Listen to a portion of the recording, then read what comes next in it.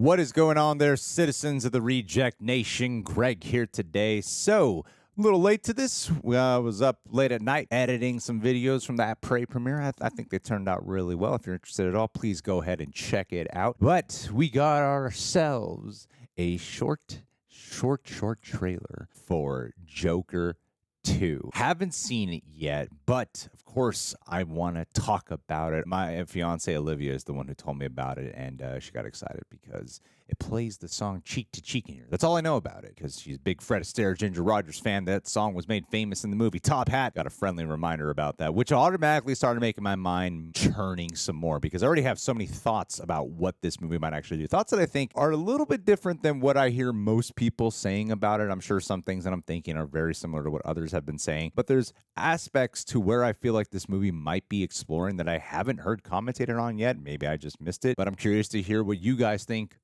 about what I'm thinking about what this movie might be trying to attempt with the relationship with Joker and Harley Quinzel, especially knowing some details about where this movie is primarily going to be taking place, knowing that it's going to be a musical. Just knowing the song Cheek to Cheek is in here actually got my mind going some more, because I was like, wait, that actually lines up so much more with where I was thinking this movie might actually go. But before that, I got to watch this short teaser trailer and see what the imagery is like here. I remember when the first little bits of footage came out for Joker. It wasn't even from the actual film. It was a test, and that immediately gave us kind of a sense of what this movie might end up feeling like. So I'm kind of hoping that this will do the same thing, because it's only 18 seconds. My God, that's short. All right, let's watch it.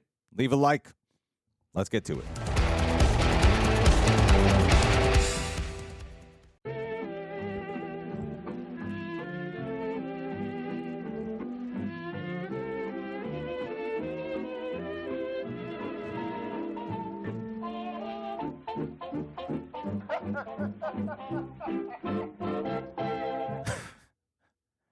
October 4th, 2024. I like that Arthur Fleck laugh at the end. All right, well, actually, skimming through this, there's a lot of this imagery that I really do like.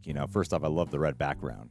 Evokes like love, passion, violence, so many things you could get off of that one color palette, but also how everything is sort of silhouetted, but also smeared with that white clown makeup throughout every little bit of black here. I think that is awesome, and you get a little taste of what the Harley Quinn costume might actually look like, which is a classic Hollywood dress, so it would seem, and I appreciate that the silhouette at the end of the two of them, where you do see like that heart on Harley Quinn's face, and then the eyes on Joker, and he's got the cigarette in hand. The whole thing has that classic old-timey feel to it, which is very much complemented by using this song. I'll be honest, like the first thing I thought of when I was like reminded of where the song Cheek to Cheek comes from is actually when I was watching the trailers for the first Joker movie, where you would see Arthur Fleck and his mom dancing, and the song Smile, another old-timey song, was playing in the background of that trailer, and it just started sort of supporting where I feel like this movie might actually go in relation to his mom, because I actually think that's what a lot of this movie might deal with is, the psychological term I believe is displacement.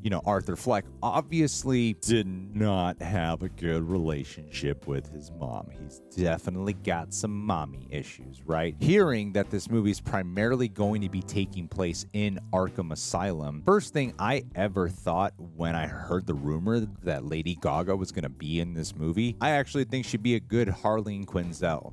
And specifically Harley Quinzel, because one thing that I'm hoping, and what it would appear that this movie is doing, this is what I'm really thinking they're going to do, and I know others have commentated and sort of echoed the same sentiment. We haven't seen Harley Quinzel morph into Harley Quinn slowly over time in live action. We just haven't seen it yet. And if you're going to do a movie that primarily takes place in Arkham Asylum, that's what I want this movie to do. Really explore early stages, the beginning relationships, the bond between the psychologist and patient, and then watching how the tables slowly turn, the connection starts to form, the manipulation starts to happen, where you watch Harley Quinzel deteriorate, morph over time into Harley Quinn. Hearing this music, knowing kind of the vibe and flair of the delusions that, Arthur Fleck sort of falls into with the dance numbers, where his mind tends to trail off to, with the expression of dance, and also the love for the old-timey films, as even explored in the first Joker movie. I immediately just start thinking about his mom and the unresolved issues there.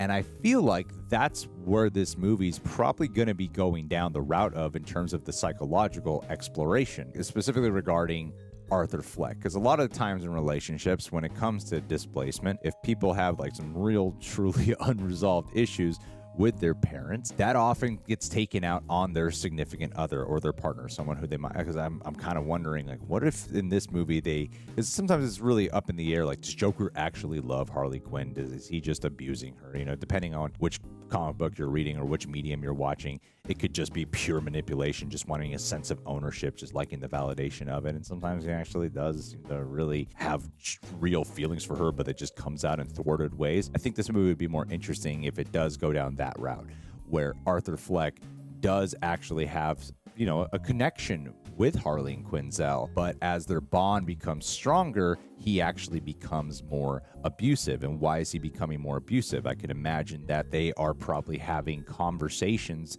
about his mom in the therapy sessions before their love really starts to form. And then over time, because, you know, that's a lot of issues he hasn't resolved yet. So I imagine like what could start morphing into a real abusive, gaslighting, manipulative relationship could be him taking out a lot of his issues that he had with his mom. Like, I'm putting it in the most simplistic terms here, but taking out his issues essentially with his mom in his relationship with Harley and Quinzel. And then whatever traumas, you know, that Harley and Quinzel would have that would cause her to be so attracted and drawn to someone like Arthur Fleck, who can take so much control and advantage of her. Like, we all know that the relationship between Joker and Harley Quinn goes down a real dark, depraved path, but the backdrop that they're using is classic Hollywood film here, classic Hollywood romance specifically, because, you know, Fred Astaire and Ginger Rogers, if I'm not mistaken, they did like 9 movies together. They're a classic Hollywood couple.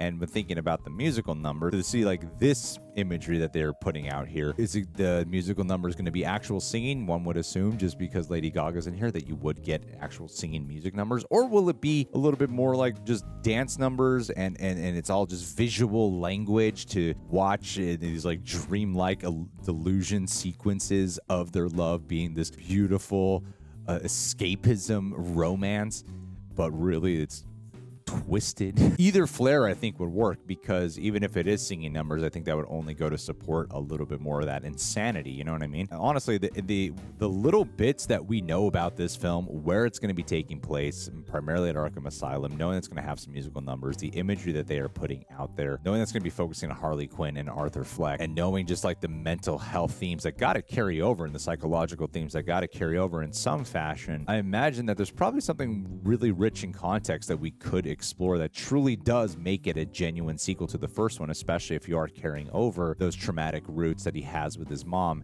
watching how it forms and it becomes a sense of, you know, false ownership or taking control with the relationship with Harley and Quinzel. You know, I think that would be something very fascinating to explore, but that's just where my mind's going, and I just wanted to share that. And I feel like this imagery kind of only goes to support my theories. What do you guys think? Leave your thoughts down below. Subscribe, click that bell. Catch y'all soon.